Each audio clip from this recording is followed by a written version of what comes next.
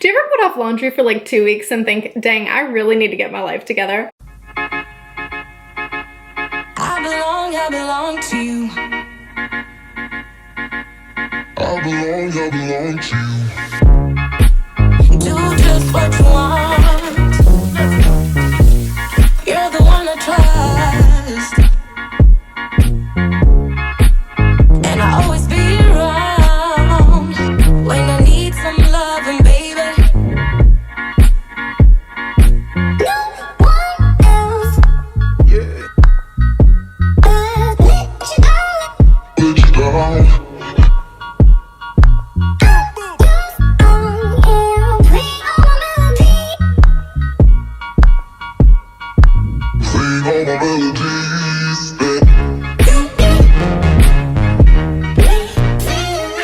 Hey, I'm Danielle, and today we're talking about how to get organized even if it doesn't come naturally to you. For some background, in high school, you could never see the floor of my room. It was just constantly covered in stuff. And for the last several years, I had to learn this skill.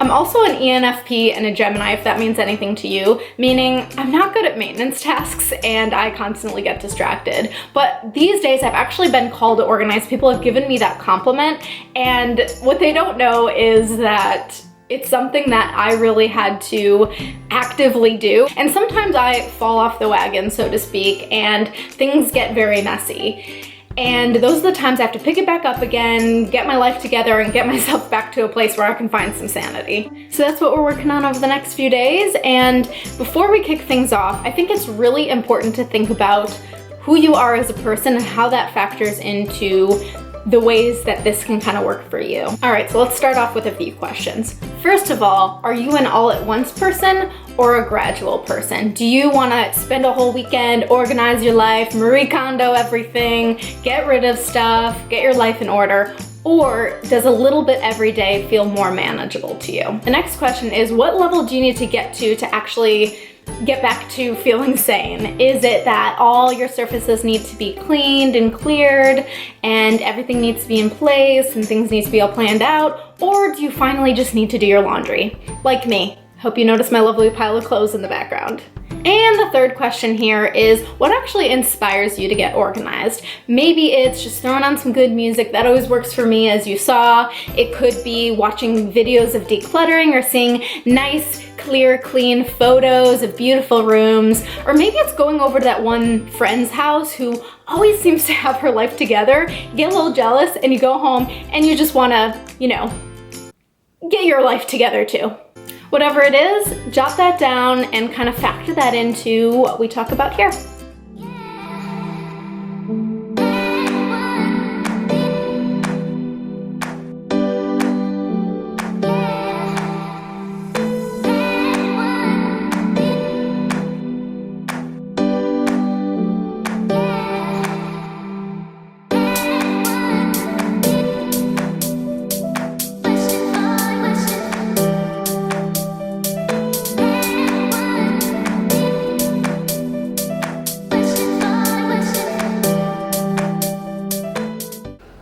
So I've just been working for a few hours here this morning, making my way through my terrifying inbox, which is a whole nother story.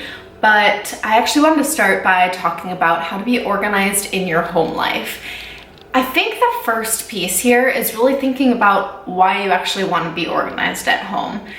This is something that can kind of become this fantasy of like everything in its place and like this, beautiful, crazy organized life where you've gone to the Container Store.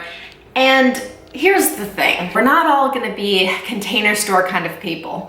But the question here is really, what does being organized really mean to you? For me, it's outer order equals inner calm. And I first came across this idea from Gretchen Rubin, and she actually came out with a book on it. Hold on. Okay, here it is. Isn't it pretty? And this idea, oh, look at me standing up the book here.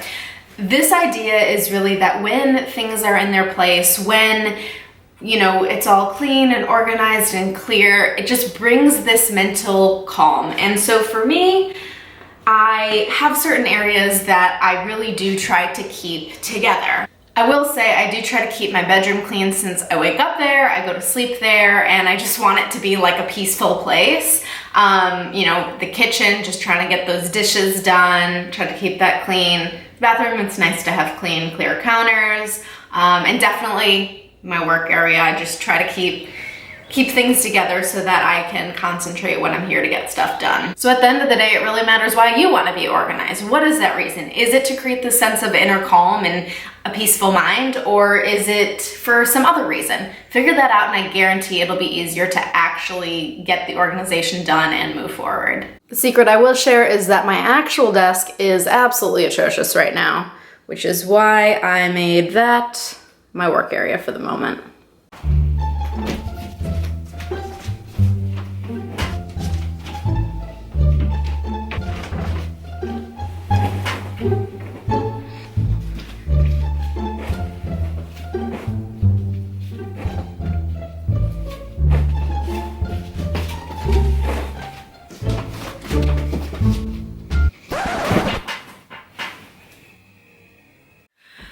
Let's talk about how to be organized in your home life, piece number 2. What really needs to happen is creating systems around your maintenance tasks. These are the things that tend to build up really easily and are constantly needing to be like refreshed or redone. And so this could be watering your plants, doing your dishes, laundry. And if you kind of make the decisions ahead of time, you have a system around it, it's not as exhausting, you don't feel like you're constantly behind. So for some examples, I'll tell you what I do well, what I'm kind of working on, and frankly, what I suck at. I feel like I am pretty good about just getting the dishes done because I like to go to bed with a clean sink, and there was just at one point I just decided I'm gonna do this. I don't know why, but I feel like the biggest changes are made when I say I'm just gonna do this. Same with making my bed. A few years ago, I just like read a list from Tim Ferriss that said like successful people make their bed, and ever since then I've been doing that. So those are a couple things that I do well. What I'm working on right now is actually putting away my clothes the day that I wash them. It's easy to kind of let it sit in the basket or like lay it flat and fold it and put it away later, but I'm trying to get better at putting it away as soon as the laundry is done. And something that I really suck at is dealing with mail. I just let it pile up and I don't open it right away, and I'm kind of working on getting better at like just recycling it immediately if it's junk mail. So yeah, those are some examples of just how you can consider these different maintenance tasks. And I think when you get really good at working on these one at a time and setting up a system so you take out that decision, it's easier to manage them. Thought you'd be happy to know that I actually cleaned my desk area last night and it's looking a lot better. And now that we've conquered getting organized in your home life in a matter of a few minutes, let's talk about getting organized in your work life.